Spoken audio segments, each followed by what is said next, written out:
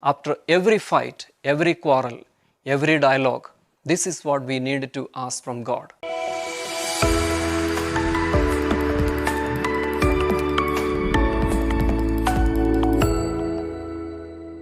Dear brothers and sisters, who would not like a life free of struggles?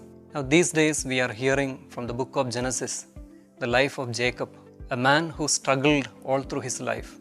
Even at his birth, it is shown as he was struggling with his brother Esau. And at the conflict of the birthright, again there was a struggle, and he fled from his house to his uncle's house, and there to his struggles with his uncle Laban. Now he is back from his uncle's house, and on the way there is a struggle, a fight with God himself. Something that we really need to notice is that all through his life, whenever he struggled, there was also an accompanying presence of God that always consoled him, and that was a contentment that he received. On the way to the house of his uncle Laban, during his sleep, he dreams and he sees a vision of angels ascending and descending, and he experienced that he is dwelling in the house of God.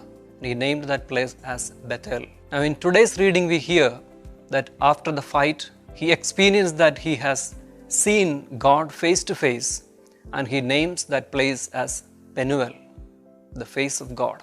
As in the life of Jacob, this is what we need to reflect and take into our own lives, that this contentment of the presence of God is a constant accompaniment that God is offering to us. The same moments of our struggle can be the moments of a dialogue with God, a fight with God, the moments of quarrel with God. We have the example of Jeremiah, a faithful prophet, but time to time he complains to God, and at times he says to God, I will no more prophesying in your name. But again, there is a consolation coming from God. And we have the example of Jesus at the cross, that he also asked God, Father, why have you abandoned me?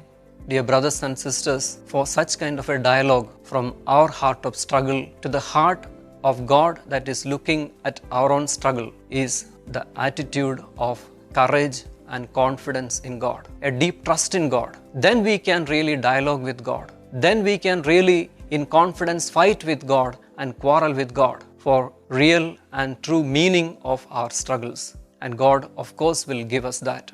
In that way, our struggles, whether it be mental or spiritual or physical, it can take us into a contemplative prayer, giving us the meaning of struggle and the lessons that God is giving to us, offering His own presence.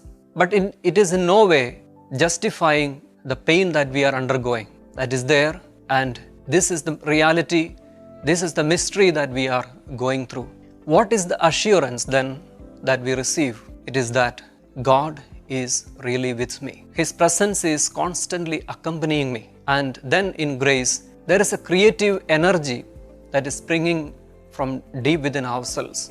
God is not interfering in our life or involving in our life from outside. But by grace, in all our struggles, mentally, spiritually, physically, God grants that courage and faith deep within ourselves. Whether it be in the struggle of temptation, the struggles of our own daily conflicts, and the pain and injuries, the hatred and rejection that we receive, accompanied by grace, we are able to move ahead. At times it is possible that we may be filled with fear and despair, and that is a time that we are burdening ourselves with the struggle of our life. Instead, by the grace of God, if we are able to fill our life with hope and courage and trust in the same God, we will be comforted. We will be also filled with contentment, as Jacob receives the name Israel, which means God contents. After every fight, every quarrel, every dialogue, this is what we needed to ask from God, as Jacob did. Give me a blessing. And in the attitude of Jesus, we understand from the cross that after asking God, why have you abandoned me? Jesus says to the Father, into your own hands, Father, I commend my spirit. So, though there is a possibility that we can feel that we may be harassed and rejected as we read in the gospel, there is a possibility that we can look up to God and we can be filled with courage. And there is a moment that we are recreated and renewed.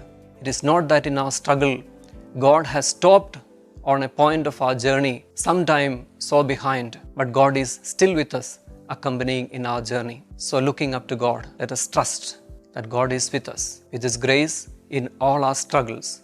Let us offer all our struggles and temptations and our own quarrel with God, that God is accompanying us and He is the contentment of our life in all our struggles.